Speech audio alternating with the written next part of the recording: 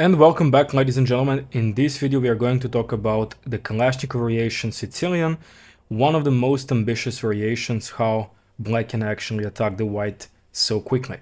So I was black in this game. I'm actually annotating the game that I played recently in one rapid tournament where I beat the Grandmaster from Croatia, Zelcic Robert, and the game actually went really smooth. There was just ups and downs during the game from both of us, but my ideas was concrete, and you'll see now in few what actually happened in the game. So e4 c5, and you're reaching Kalashnikov Sicilian by going for knight c6 and taking on d4 and then pushing e5. Then after knight b5 we are playing the move d6, knight 1 c3, a6, knight e3, and now one of the most solid moves are bishop e6 or bishop e7, but I decided to play the move b5, which leads to one of the most aggressive systems in Kalashnikov Sicilian. After the move knight e5, I also surprised my opponent with the move knight g7, where it's not easy task for white now to find the best move here, but seems like Grandmaster did know what's the best move. He pretty much blitz out bishop d3, and after take on d5, he takes d5, knight e7. So what is the difference, for example, between the line c4 and bishop d3? When you play c4 and when I go knight e4, after take, and take, my knight is already in d4. So pretty much if you go later bishop d3, we're gonna achieve the same system. But when you go bishop d3 immediately after knight takes d5, e takes d5 and knight e4, now the problem is that there is the move c3. And when I go knight f5, you will go c4. And suddenly when you compare these two positions, here, black is already having the knight here, white still didn't play the move bishop d3, and here white is already having c4 and bishop d3 together. So if I want to bring the knight back to d4, that's actually a waste of time. So that's why after e takes d5 here, I am picking more solid options to go knight e7, where after castles, my idea is to go knight g6, later on to play bishop g5 with f5 and castles, which something similar happened in the game. What should white do is to strike, of course, on the queen side, which actually happened. And after bishop e7, c takes b5. And of course, here I have a lot of options in terms of move orders.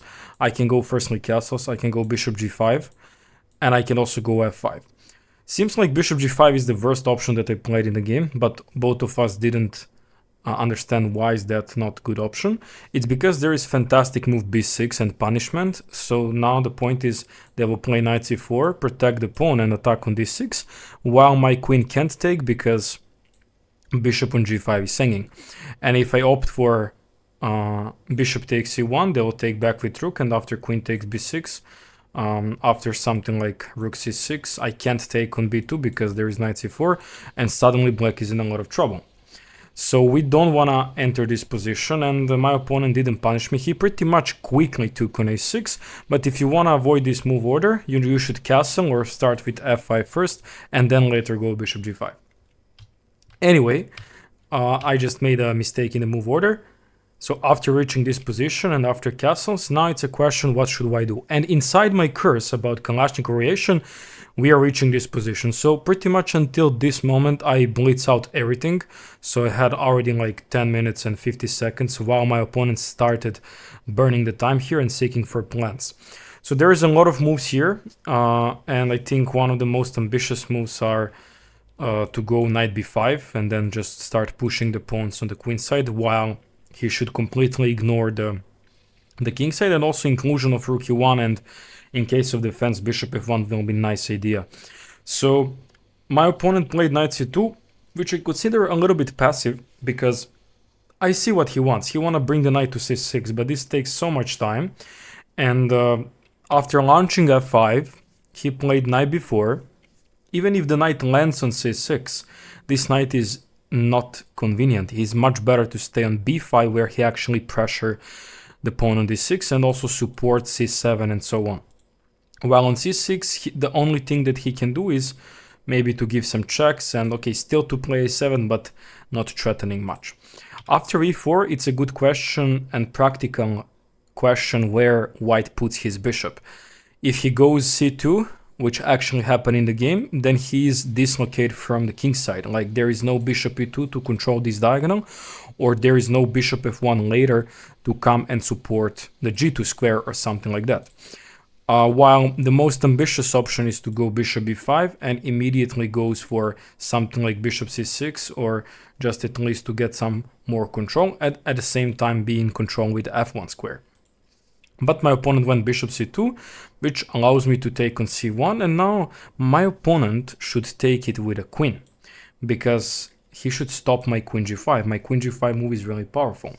I still got queen h4 here though, but it's not the same as queen g5. Queen g5 has original threat of giving a checkmate on g2. And my opponent underestimated that idea and he retake with rook, thinking like that this rook will get fast counterplay to the c line. But now after queen g5, knight h4 or knight f4 is on the way, so it's already a very unpleasant situation for white, especially in the rapid format. After move g3, which is only weakening kingside, this already gives me some signals how I should proceed with my attack. So in this case, it's not about anymore pushing your pawns. Pawns are already good. They're controlling the light squares. So we are now seeking the way how we're gonna implement the pieces on these squares. Knight e5, of course. So our knight is seeking to come on f3, targeting h2 and king, and also maybe later doing something about h2 and pressure the pawn on h2. So here, my opponent started thinking now a lot and spending so much time. He couldn't find the best move and he panicked and played a move f4, which is actually a mistake.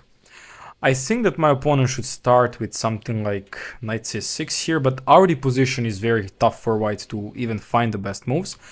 After move f4, which happened in the game, I just took on f3, and I was thinking maybe he would like to sacrifice the exchange, but currently now it's not possible because rook on c1 is hanging, another bad thing for the rook on c1. So there is no even option for exchange sacrifice. And now I understand the point of f4. He just wanted to stop any knight f3 and to save the king. But after knight c6, we are seeing here beautiful queen e3, king h1, and now bishop takes a6, where we just bring all of our pieces with tempo, not even with any sort of sacrifice. It's just to clear material up and threatening the rook, also threatening bishop e2 at some point. My opponent went queen e1, but in case of something like rook e1, then we have queen f2, and now queen g2 is almost not possible to protect. The only one maybe is rook g1, but then after knight g4, there is pretty much no way how to stop checkmate on h2. After going queen e1, now you can pause the video and just find a very easy continuation how to dry the position and end up in a winning endgame. Okay, if you found queen takes e1, rook takes e1, f2, pretty much just promoting the queen and grabbing the exchange. And if you stop in this position here, it's really important to not take the knight on c6, because if you take the knight on c6 and taking on a2, you will run into the tactic of bishop b3, where now we're gonna lose the game. So in that term, we firstly are taking on a2, and then later we are going to take on c6 and then take on b2, which gives us winning position.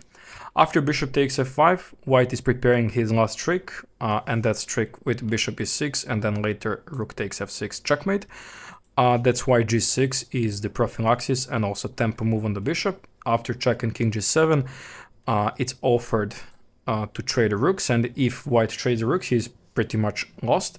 He tried with the last move rook b1 to prepare some pushing with a pawn b4 and so on, but this is very slow because there is a counterplay and both rooks are on the second line, leading to white's lost more material. And also there is a threat of knight f3 and giving a checkmate together with rook and knight, because the knight is also covering g1 square.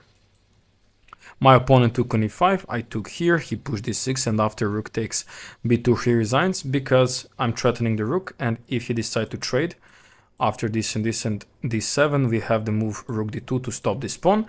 And in case of, let's say, something like after take and rook a1, then we have check, rook g1, check, king here, and after check, we are forcing the rook trade anyway, and our rook is being behind this pawn anyway, which leads to completely winning endgame.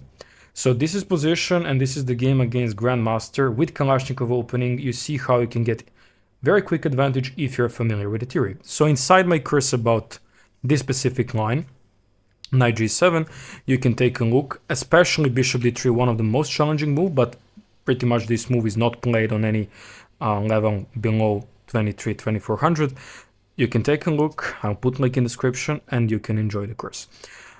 If you would like to see something more about Kalashnikov opening, you can watch this video here, and I'll see you in the next one. Bye bye.